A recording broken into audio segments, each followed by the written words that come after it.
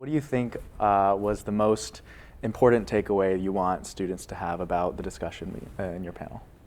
Well, I think what I would say to that is the important link between property rights and individual rights, and I think it's an important link historically, but I think that link is missed by a lot of students today. I think students do not hear much about the link between property rights and individual rights, and the concept that if your property rights are not secured, your individual rights are not very secure. And so I hope students took that away from the panel today. Absolutely. And a lot of thinkers were brought up in this really strong intellectual lineage about this sort of connection that you're bringing up.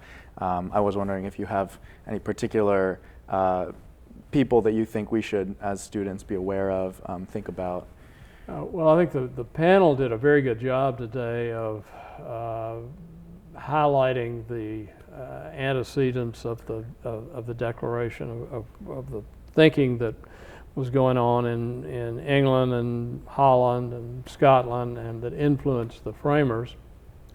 And the only thing I would add to that is that I think there was a broad consensus or understanding in the United States, at least, that property rights and individual rights were one and the same. I think it's interesting for Coolidge scholars to look back 100 years, 1924, the 24 election. Coolidge made a very strong statement about the importance of property rights, but it's interesting that his Democratic opponent, John Davis, made an equally strong statement. Davis said that property rights and human rights were one and the same, and that the sole responsibility of government, or the primary responsibility of government, was to protect individual freedom, and that government should intervene as little as possible in one's pursuit of happiness. And that's very much a founder's view. Clearly in 1924 there was a consensus between Coolidge, the Republican, and Davis, the Democrat, that that was the case. I don't know that we would, that understanding is just not so pervasive today. Right. So I think we've lost something, and hopefully we'll regain it. Right, and like you mentioned, it's remarkable that, over 100 years ago, and I believe you've written a book about that very year, you have people that on both sides of the aisle, there's no question, it's not debated, this sentiment of property. And it seems like you're mentioning today that there is this sort of growing, perhaps not, but an idea that maybe when they said pursuit of happiness, they took out property, and that a lot of the panel was around the sort of background in history. So what do you think are the risks to that? What do you think, comments about that sort of trend? Well, I think the panel did a good job of, I think, of disabusing that notion that somehow pursuit of happiness means something different than protection of property. I think the danger is that if pursuit of happiness becomes some amorphous thing that the government is going to decide, that some experts in the government are going to decide what will produce the maximum amount of happiness, then that's something very different from what the founders had in mind. The founders had in mind a reliance on individual rights, an individual's right to pursue happiness in his or her best interest and to the best of his or her ability. And that's very different from some kind of amorphous general state of happiness that somebody would prescribe for society as a whole. Absolutely. I think that's the danger of decoupling the two. That makes sense. And you've written another book about conservative heroes, and a lot of them have thought about these things, talked about them. I was wondering if you have comments about, is this a conservative mission? Is this something that fits in the purview of it? Like, where does that idea of property fall in?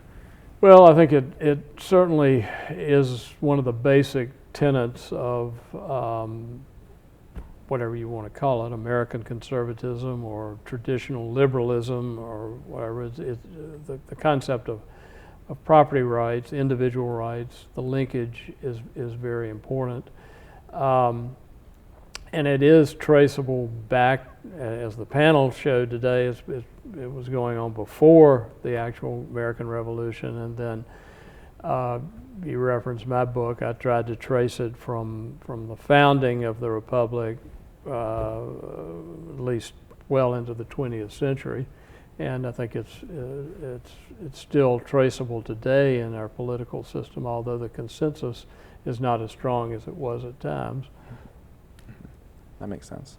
So, who do you like? I guess that what are your recommendations for students that are inspired and want to be sort of the next generation of people in that lineage? Well, I think being a serious student and reading, just reading what was going on is the first step. I told one of the panelists today that the best thing about, I thought he gave a very good answer to one of the questions. I said the best thing about your answer was the response which it evoked from the Coolidge scholars and the audience when they applauded his answer. That's and right. indicated to me that they understood what he was talking about. So that kind of thing gives me hope. Yeah, absolutely. It can definitely speak to people. Okay, well, wonderful. Is there any other last remarks you want to make about the panel, what you want, ideas you have, or? No, I would just, in general, say that I think this conference is very much what the Coolidge Foundation is all about. It's promoting a serious look at serious ideas, and I think the engagement that the Coolidge scholars had that we saw in our panel was very encouraging. Absolutely.